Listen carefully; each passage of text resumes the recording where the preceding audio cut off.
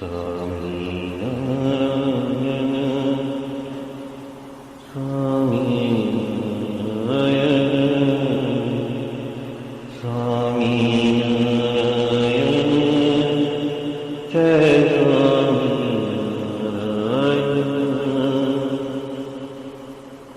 स्वामीनारायण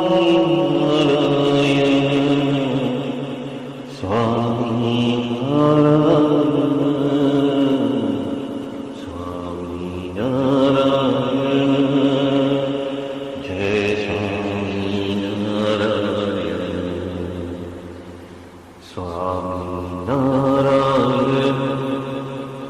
जय स्वामीनारायण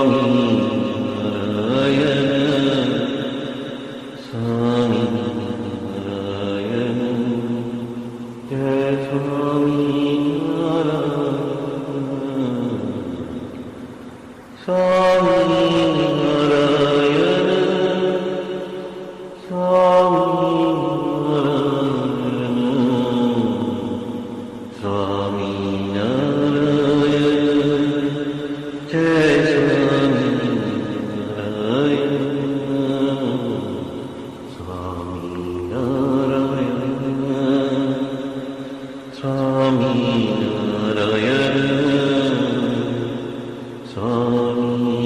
स्वामीनारायण जय स्वामीनारायण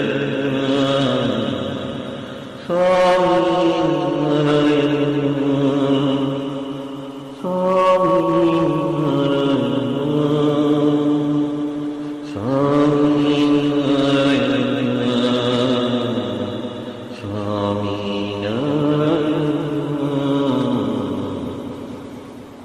स्वामीनारायण जय स्वामीनारायण स्वामीनारायण जय स्वामीनारायण। सहजानंद स्वामी महाराज की जय जय जय। धाम धमी मुक्तों की जय जय जय।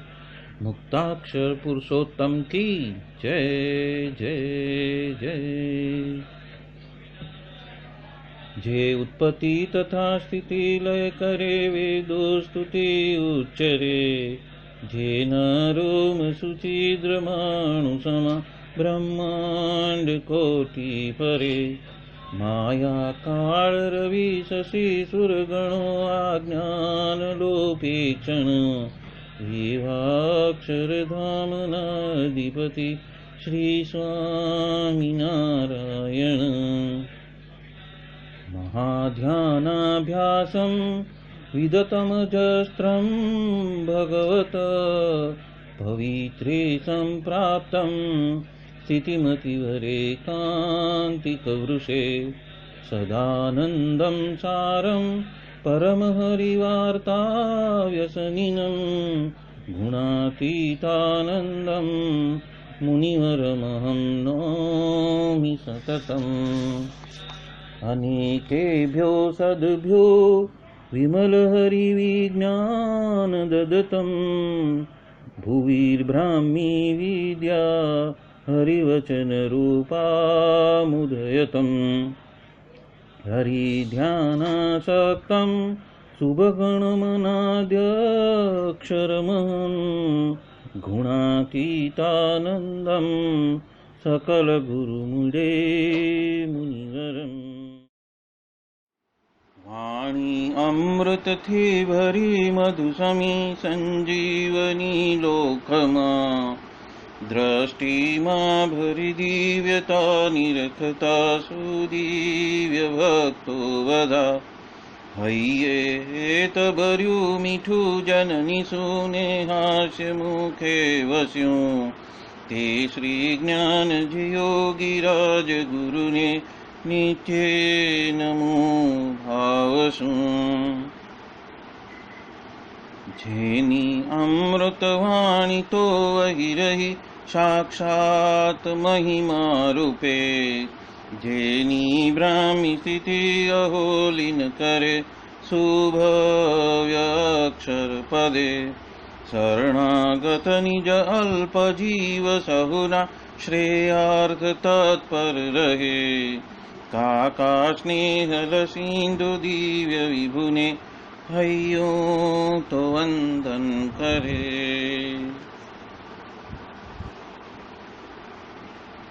क्षिप शांत प्रशांत सागर समा साधु गुणे जे शोभता जेना दर्शन ने समागम थकी शांति सहु पामता जे छे मानस पुत्र का काजिना ने भजन मालिन रहे एवा साधक वृंदना गुरु सुरत वंदन भरत भाईने। भक्ति सभर गुलतान थईने महापूजा जे करे अनुवृत्ति अद्भुत जाळवी रीजया काकाजीने मलकंतु मुख पुलकित हयो युवानो ने जे गमे एवा सुरद भूल कुविरल वंदन अहो असी भाईने। ब्रह्म रूप निज ने मानता वळी श्रीजी हइये धारता जे मस्त रही ने प्रभु भजन मा सुरद भाव धारता महिमा सभर दासत्व छलके जीवन माछे सहजता काका स्वरूप दिन कर विभु संभारवामा धन्यता। यत् सत्येन जगत् सत्यं यत् प्रकाशेन भाति तत् यदानन्देन नन्दन्ति तस्मै श्री गुरुवे नमः। ध्यानमूलं गुरोर्मूर्ति पूजामूलं गुरोर्पदं मन्त्रमूलं गुरोर्वाक्यं मोक्षमूलं गुरो कृपा। सहजानंद स्वामी महाराज की जय जय जय। अनादि मूल अक्षर मूर्ति सद्गुरु श्री गुणातीतानंद स्वामी की बातें प्रकरण 6 सर्वदेशी समझन बात 102। मोल का बल वहां लगी जहां लगी नथी खवाणो कड़जमा तेम हरिजननु बळ ત્યાં लगी જ્યાં लगी नथी આવ્યો વિમુખની વડજમાં। यहाँ पे गुणातीतानंद स्वामी ने एक दृष्टांत देकर बात कही है कि विमुख के संपर्क में आ गई या तो कुसंग के संपर्क में आ गई तो परिस्थिति क्या होगी।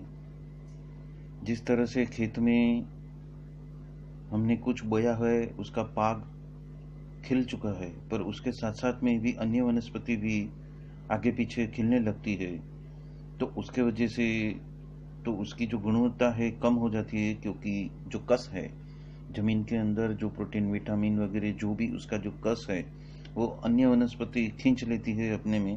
उसके वजह से जो मूल पाक है जो मूल अन्न जो हमने पकाया है उसको कम मिलता है, कम क्वांटिटी मिलती है।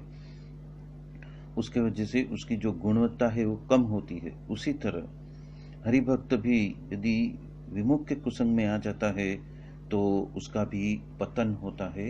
ये बात यहाँ पे गुणातीतानंद स्वामी हमें बता रहे हैं। और आगे कहते हैं कि देश काल को सोच समझ के रखना, मतलब कि कोई विघ्न आता है या तो खराब परिस्थिति आती है तो सोच समझ कर रखना। इस श्लोक में तो स्वयं का हित करने के लिए किसी को आता ही नहीं है, मतलब समझ ही नहीं है। और यदि दुकाल या सुकाल पड़े, मतलब विपरीत परिस्थिति आ जाए तो व्यक्ति को और बच्चों को भी खा जाता है। और ये बात तो हमने 69वें काल में हमने नजर देखी है। तो इसलिए ये हवेली, ये रुपया कुछ भी काम आने वाला नहीं है। और अन्न वगैरह का संग्रह करना है मतलब कि उसको हमारे लंबे समय के लिए हमें कोठार में भर के भी रखना है, तो अंतर्वसु रखना मतलब कि हर एक अन्न को अलग अलग जगह पे रखना, अलग अलग कमरे में रखना, वो बात यहाँ पे गुणातीतानंद स्वामी कहते हैं, ताकि एक का जो सड़ा है वो दूसरे में घुस न जाए, क्योंकि हर एक की अपनी आयु आवर्दा और उसकी जो गुणवत्ता है वो अलग अलग होती है। कुछ जल्दी बिगड़ता है, किसको बिगड़ने के लिए बहुत ही टाइम लगता है। तो इसीलिए यहाँ पे कहा है कि अन्न का संग्रह करना है तो हर एक अन्न को अलग अलग कमरों में रखा जाता है, अलग अलग जगह पे रखा जाता है, मतलब कि एक का जो बिगड़ है वो दूसरे में लग न जाए। तो ये सिद्धांत यहाँ पे भी लागू पड़ती है कि यदि विमुख के साथ में यदि हमारा कुसंग हो गया तो हमारा भी अधपतन हो जाएगा और हमारा ये जो जीवन है वो भी बिगड़ जाएगा। ये जो मानव जीवन की जो उपलब्धि है वो भी हम खो देंगे। और इसलिए कहते हैं कि शिक्षा पत्र में भी हमने बताया है उसके हिसाब से ही रहना, तो मोक्ष में विघ्न नहीं आएगा। और उस रीत से सोच समझकर उपाय कर लेना, मतलब कि अगम बुद्धि का इस्तेमाल करके वहां से दूर हो जाना और अपनी सुरक्षा कर लेना। क्योंकि जो रोटी वगैरह है उसके बगैर तो देह रहने वाला नहीं है, और इसलिए उस देह नहीं रहेगा तो भगवान भी नहीं बच सकते। इसलिए व्यवहार जगत में तो हमें जाना पड़ेगा अन्न दाना पानी के लिए, और उस व्यवहार जगत में जो भी विमुख जैसे कुसंगी है उससे बहुत संभल के रहना, सतर्क होके रहना, सजग होके रहना, और आज्ञा का उल्लंघन हो ही नहीं उस तरह से ही सारा व्यवहार करते हुए हमें मूर्ति के अंदर स्थिर रहना है। ये बात यहाँ पे गुणातीतानंद स्वामी हम सबको बता रहे हैं। प्रकरण 3 की 30वीं बात में भी गुणातीतानंद स्वामी हम सबको खबरदार करते हुए, सजग करते हुए कहते हैं कि ऐसे कुसंगी तो स्त्री भी है, द्रव्य भी है, बेटे बेटी भी है, लोक है, भोग है, तो उसके वजह से हमें इस देह को खत्म नहीं कर देना है। और इस देह जो मिला है उसे हमें हमारा लक्ष्य को प्राप्त कर लेना है, पर उसको जलाना नहीं है। उन लोगों के साथ में, ऐसे कुसंगियों के साथ में रहकर इस देह को व्यर्थ जाने नहीं देना है। और इसलिए कहा है अर्थ साध्यामी व देह पात्यामी, इस तरह से कर लेना, यानी कि देह को हमें ये सारी संबंधों के वजह से हमें उसको व्यर्थ जाने नहीं देना है, परंतु ये सब के प्रति हमारी फर्ज निभाते हुए भी, विरक्त होते हुए भी, और उससे अलिप्त रहते हुए भी हमें हमारा जो लक्ष्य है उसका अनुसंधान कर लेना है। और अक्षरधाम का सुख पाने के लिए हमें ऐसी जो आज्ञा मिलती है ऐसी आज्ञा में हमें रहना है। और ये सारे जो संबंध वगैरह जो है, लोग भोग पक्ष वगैरह जो है, पत्नी है, बेटे बेटी है, धन दौलत है, उन सब से हमें मुक्त रहना है। सोच समझकर हमें उनसे मुक्त रहना है और उसमें ओतप्रोत होना नहीं है, विरक्त हो जाना है। ये बात यहाँ पे गुणातीतानंद स्वामी हम सबको बता रहे हैं। प्रकरण 9 की 293वीं बात में गुणातीतानंद स्वामी कहते हैं कि इस देह जो हमें मिला है और भरतखंड में जो हमारा जन्म हुआ है, तो उस देह का, उस मानव देह का उपयोग करके हमें तो भजन सुमिरन कर लेना है। जिस तरह से गन्ने में से हम गुड़ निकाल लेते हैं, उसी तरह देह में से ये तुलसी हमें निकाल के रखनी है। और इस देह में जैसी आत्मबुद्धि और प्रीति है, उसी तरह से हमें भगवदी में ही आत्मबुद्धि और प्रीति कर लेनी है। और आज्ञा में भी लेश मात्र भी, थोड़ा भी, एक दोरा मात्र भी फर्क होने नहीं देना। ये बात यहाँ पे गुणातीतानंद स्वामी हम सबको बता रहे हैं। प्रकरण 9 की 34वीं बात में गुणातीतानंद स्वामी कहते हैं कि ऋषभदेव बताते हैं कि स्त्री पुरुष को अन्य अन्य में मिथुनी भाव की जो गांठ है वो हृदय में पड़ी हुई है, वो वास कर गई है। और उपरांत घर है, खेत है, बच्चे हैं, सगे संबंधी है, द्रव्य है, उसके अंदर तो अहम ममत्वपना की तो बुद्धि ही हो गई है और वो ही मोह है। पर इस मनुष्य का देह तो है विषय भुगतने के लिए योग्य ही नहीं है, क्योंकि विषय वगैरह तो पशु भी भुगतते हैं। माटे हे पुत्र, दिव्य तप करना, उसके वजह से अंतःकरण शुद्ध हो जाएगा और शुद्ध अंतःकरण शुद्ध होने के पश्चात ही जिसका पार नहीं है ऐसा ब्रह्म सुख आप प्राप्त कर सकते हो। मतलब कि वो ब्रह्म का सुख तो असीम है और जिसकी आप कल्पना भी नहीं कर सकते हैं, ऐसा सुख हमें प्राप्त होएगा, ऐसा ऋषभदेव ने बताया हुआ है। और महाराज ने तो कहने में कुछ पार ही नहीं रखा है, इसलिए अभी तो हमें अर्थ साध्यामी व देह पाद्यामी इस तरह से हमारे लक्ष्य को साध्य कर लेना है। वो बात यहाँ पे गुणातीतानंद स्वामी ने हम सबको बताई हुई है। प्रकरण 14 की 168वीं बात में भी गुणातीतानंद स्वामी कहते हैं, हरक है, शोक है, मान है, अपमान है, वो आते ही रहने वाले हैं। कुछ सस्ता है, कुछ महंगा है, वो सबका विचार एक साइड में रखकर उसको छोड़कर उसको त्याज कर भगवान को भज लेना है। और जब हमारा लक्ष्य सिद्ध करने का सुल्तान हमारे ऊपर चढ़ जाए, हम सुरवीर बन जाए, तो ही वो सिद्ध हो सकता है। इसीलिए महाराज ने जो जो वचन कहे हैं उसका हम पालन करेंगे तभी ही हम मुक्त हो सकेंगे, और नहीं तो अंत में तो खासड़ा खा खा कर ऐसा करना ही पड़ेगा। इसीलिए पहले से ही सोच समझकर आज्ञा पालन में ओतप्रोत हो जाए, उसी को बुद्धिमान कहा है। और उसके ऊपर बुद्धि वाले का जो पंचाड़ा का पहला वचनामृत है वो पढ़वाया और बात करी कि जिसको ऐसी रीत से भगवान का स्वरूप का ज्ञान हो जाए और महिमा हो और सगुण निर्गुणाधिक 8 वाना है, वो सबको पहचानता हो, तो उसका समागम करके ऐसी रीत का महिमा हमारे में अंदर भी आ जाएगा। तो ये बात यहाँ पे गुणातीतानंद स्वामी हम सबको बता रहे हैं। वचनामृत पंचाड़ा 1 में श्री जी महाराज ने यहाँ के सुख की बात की है कि यहाँ पे पंच विषयों में भी अति सुख देने वाले भी पंच विषय रखे हैं। तो वो इसके लिए रखे हैं जिसके वजह से कि जो कम स्तर वाले जो सुख है उसको वो छोड़ सके और समझ पे आ जाए कि ये एक अच्छा सुख है। लेकिन ये तो ब्रह्मादिक वगैरह ने रचे हुए सुख है, पर जैसे जैसे ऊपर के लोक में वो गति करता है, जैसे जैसे अक्षरधाम के सुख की वो प्रतीति करता है, वैसे वैसे यहाँ का जो सुख है वो तो कुछ भी नहीं है, रत्ती भर भी नहीं है। और वो जब प्रतीति हो जाती है तो यहाँ के जो विषय वासना के जो सुख है वो तो एकदम ही निम्न स्तर के है, उसकी कुछ भी कीमत रहती नहीं है। और जब ये बात उसके अनुभव से उसको समझ में आ जाती है तो आज्ञा पालन करते हुए यदि उस उन्नत अवस्था को प्राप्त कर लेता है, ब्रह्म रूपत्व की स्थिति को प्राप्त कर लेता है, तो वहाँ पे जो सुख मिलता है, जो अनंत अबाधित सुख जो मिलता है, उस सुख को चखने के बाद में यहाँ का सारा जो सुख है वो तो तुच्छ लगता है, वो तो तृण के माफिक लगता है और उसके तरफ उसकी दृष्टि जाएगी ही नहीं। ये बात यहाँ पे गुणातीतानंद स्वामी और श्री जी महाराज हम सबको बता रहे हैं। प्रकरण 5 की 333वीं बात में गुणातीतानंद स्वामी बता रहे हैं कि भगवान भजने में 3 विघ्न हैं। पहला तो लोक का कुसंग,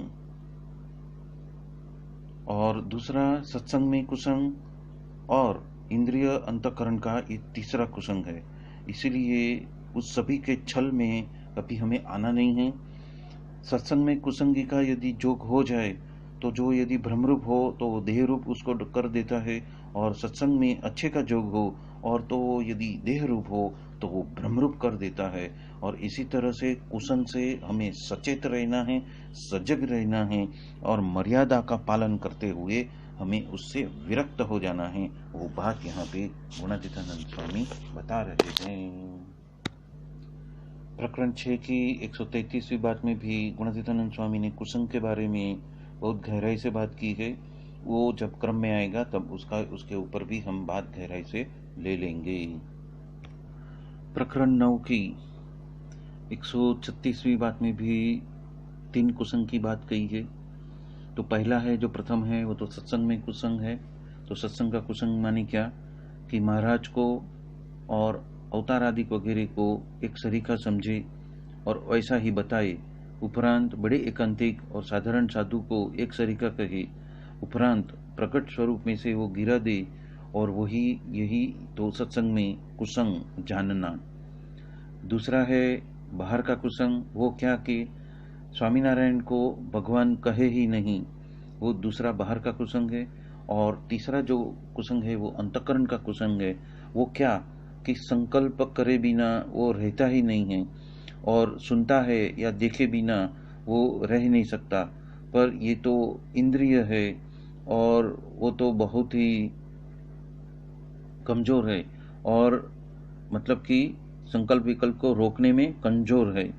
और यदि छुपे छुपे रीत से यदि वो पाप की करता हो या कुछ उल्टा सीधा भी खाता हो और कुछ भी वो अपना आलाप करता हो, फिर भी वो ये समझता है कि कोई मुझे जानता नहीं है। पर जो भगवान मिले हैं, जो सर्वोपरि भगवान मिले हैं, वो तो अंतर्यामी हैं, संपूर्ण जीव सृष्टि के अंतर्यामी रूप से वो सब में रहे हैं और वो तो सब कुछ जानते हैं। तो ये 3 प्रकार के जो कुसंग है उससे सावध हो जाना, सावधान हो जाना, और मर्यादा का पालन करते हुए इस मानव देह जो मिला है उसका सही उपयोग करके हमें अक्षरधाम के सुख को प्राप्त कर लेना है। ये बात यहाँ पे गुणातीतानंद स्वामी हम सबको बता रहे हैं। प्रकरण 11 की 110वीं बात में गुणातीतानंद स्वामी कहते हैं कि विषय के लाभ में जो सच्चे हैं, जो सच्चे मुमुक्षु है, वो तो कभी आते ही नहीं हैं। और उसके ऊपर 3 प्रकार के कुसंग की बात की है कि गृहस्थ के बारे में तो पर स्त्री का घाट हुआ, वो ही अंतर का कुसंग कहलाता है। और त्यागी को तो 8 प्रकार से यदि स्त्री का त्याग है और उसमें यदि भंग होता है और मन में संकल्प वगैरह हो जाता है तो वही अंतर का कुसंग है।